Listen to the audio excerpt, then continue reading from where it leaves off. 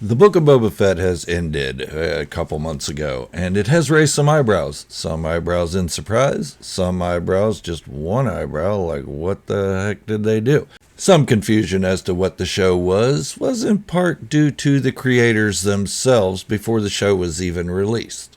So what I'm going to do is I'm not only going to give you a review of the Book of Boba Fett, which millions of people have already done, and you can find any of those on YouTube, but I'm also going to give you a little bit of a deeper meaning as to what the Book of Boba Fett was, and why so many people are confused about it.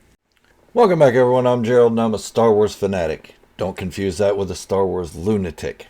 They're two different things. But you can be a Star Wars fanatic too. All you have to do is hit that subscribe button. And when you do, you're entering yourself in for a chance to win this Sideshow Collectibles Winter Soldier figure once I hit 25,000 subscribers. So hit the subscribe button. Let's get up to that 25K and see what happens. Now, on with the program. As with any Star Wars project, I will never tell you how to feel. I'll never tell you what your review of the project should be. It's Star Wars. It's something there for everybody, and there's some things there that everybody doesn't like, or some people don't like. For me, the Book of Boba Fett was just what it was supposed to be. It was a fun adventure. I'm not going to say it was a great series. It was a good series. It was decent enough that I'd rewatch it and rewatch it and rewatch it, kind of like The Phantom Menace. But to me, I think a lot of the problem with the Book of Boba Fett, or at least the perceived problem with the Book of Boba Fett, is that it only encapsulates one period or era of the character Boba Fett's life, near his middle-age years. Now, his age isn't a problem for the story, but you just have to keep that in mind when watching the story, that this is a different time in his life. Most of the stories we have seen of Boba Fett have been during his heyday, or his prime years, when he's the best bounty hunter in the galaxy, before he was thrown into a Sarlacc pit and left for dead. Now, before we go saying that Disney ruined Boba Fett as a character, that under the Disney watch, Boba Fett's become weak, and yada yada, so on and so forth. You're entitled to that opinion, but I'm going to disagree with that for one big reason, and that's because of the War of the Bounty Hunters comic books. Now, if you haven't read those comic books, I highly recommend them. They are a very good read. There's 5 issues of the main story, then there's 5 issues of every offshoot of it, such as the Darth Vader series, the Star Wars series, Dr. Aphra, and so on and so forth. But these comics were created during the Disney era.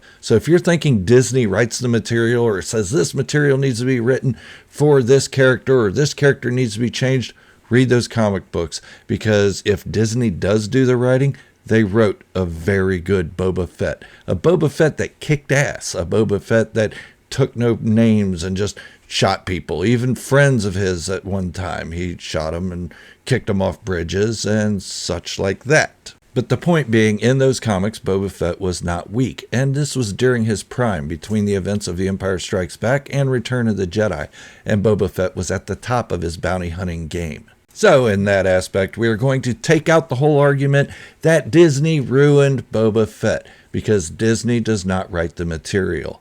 All they do is provide money and a showcase for these characters to be shown, such as the Disney Plus series or films in theaters. But if anybody was to ruin Boba Fett, and as much as I love the guy, it was George Lucas. When George Lucas said during the production of Return of the Jedi, throw the guy into a Sarlacc pit, I'm tired of looking at him.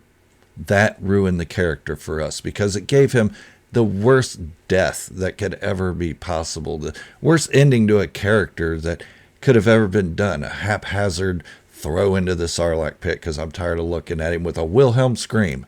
But now let's get back to the Book of Boba Fett. And yes, there are some missteps in it, and there are some great achievements in it. For most of all, the character has developed. He's changed. He's evolved a little bit, maybe to the worse, maybe to the better, depending on how you look at it. And in this series, it is all about Boba Fett finding a tribe. His mindset being that not being a part of a tribe is what got him thrown into the Sarlacc pit in the first place. Being a loner, a bounty hunter, somebody that just goes off alone, collecting bounties and collecting money and stashing it and so on and so forth. He had nobody to share it with and nobody to back him up, really. And all that was happening was he was being hired by these idiot thugs who just wanted a job done real quick. So he wanted to change that culture. And that's what the Book of Boba Fett's about. It's not about him kicking ass. And yes, even going into it, I thought we were going to see Boba Fett kicking more ass than what he did. But I was pleasantly surprised. Surprised nonetheless, but pleasantly surprised. Now, there was one moment where I was not pleasantly surprised. Surprised, but not pleasantly. And that was the moment where he had the heads of the families around the table, and he said, "You're going to join me or else." And they said, "No, we're not." And he said, "Okay, then just stay out of my way." Yeah, to me, that was a little lacking. A better move on that arc would have been, "Okay, suit yourselves." Little nod. Chrysanthemum comes up behind one of the heads of the family, cuts their throat or stabs them in the back or shoots them in the back. And then the rest of them look surprised like, "Oh my God, this guy's for real. He's really going to kill us if we don't join him."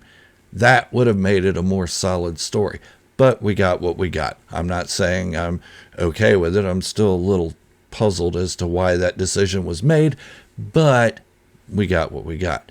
And I wish they would have said more at the end about what happened to the crime families that disagreed with him. I know they won eventually over the crime families, but I would have liked to seen the heads of those families pay the price for their insurrection against Boba Fett. Now, another aspect that I thought it could have been done a little bit better is the build-up with Cad Bane. Yes, I loved the Cad Bane bits. I loved him showing up in the middle of the desert in front of Cobb Vanth, I don't know, a mile away, and just slowly walking up to him. It's like, "Come on, old dude, get up here. We don't have all day. This episode's only 38 minutes long or something. Let's move along." But he got up there, and it was cool. I didn't care about how he looked because I figured this was an old Cad Bane who was roughly in his 70s. So yeah, his color changed a little bit. His demeanor changed a little bit. He walked with a little bit of a hunchback, maybe even a limp. But I think that they could have built him up a little bit more throughout the series, in between the flashbacks and just having the Pike Syndicate, talking to Cad Bane, or Cad Bane taking out, a Tusken here or there, and just building up to why it was significant that Boba Fett take this MFer out. And not because I didn't understand the story between Cad Bane and Boba Fett. I understand it very well.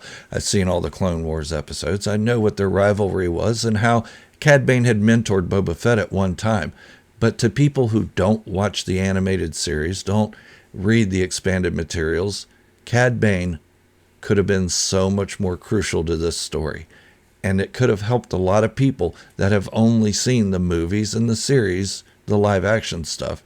It could have helped them understand why this was a big moment. And yes, Cad Bane is dead. If you guys haven't heard me say that before, Cad Bane's dead. I don't care about the blinking lights on his chest. That just means that his heart monitor kicked in and said, "Uh-oh, this guy's dead. Cad Bane's dead. I'll take another shot for that."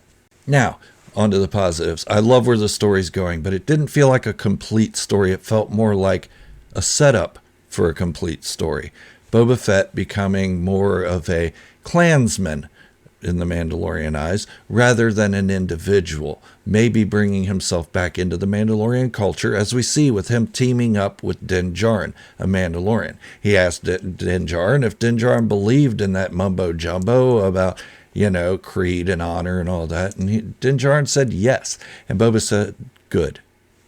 That shows something. That shows that Boba Fett isn't completely cut off from the Mandalorian ideas that were taught to him by his father, Jango Fett.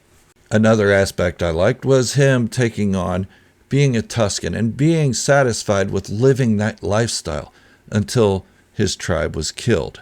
Then he had to kick back into, okay, we got to do something about this, but I don't want to revert back to the way I was before. Instead, I want to change the culture, the reason for these things happening. I want to get rid of the bad elements on Tatooine. If this is where I'm going to live, then things need to change.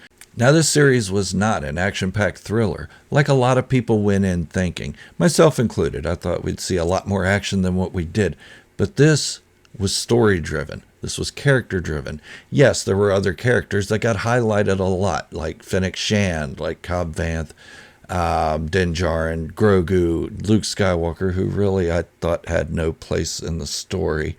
That might just be me, but everybody geeked out when Luke showed up, and I thought, why is he in the story? Anyways, that's neither here nor there. That's probably the biggest qualm I have with the story, is Luke Skywalker being in it. It could have been a 5-second snippet of why Grogu showed up at the end. Didn't need to be a whole episode dedicated to Luke. I think that was just for nostalgia and for geek purposes. But whatever. It wasn't bad. It just really didn't feel like it fit. Now, a lot of the complaints I've seen is that this isn't Boba Fett. This isn't the way Boba Fett would be. But it is when you think about it. He fell into a sarlacc, came to a near-death experience, all because a thug hired him to protect him. If you read the comic books, then you'd know Boba Fett was on Tatooine in Jabba's palace to protect him after delivering Han Solo to him. But this is more about the story continuing after that, about how Boba Fett has changed, how he sees things in a different light. He's not the same bounty hunter, like, say, Dengar, who is fighting to stay relevant. If you've read the Aftermath series, you know Dengar is still fighting to stay relevant, even though he's aging rapidly. Not like a clone, but like a normal human, a Corellian who's aging and becoming beyond his years, a little long in the tooth. So then we see in I forget if it was The Force Awakens, where we see Rathgar Din, who's now more cyborg with the weird-looking human head. That's Dengar. He's taken on all these cybernetics to try to stay relevant in the bounty hunting game, and it really didn't do much good. Would we want to see Boba Fett go that route, or would we want to see him go out with a bang? And that's pretty much what they're setting up, is Boba Fett going out with a bang. And dare I say, Boba Fett becoming Mandalore.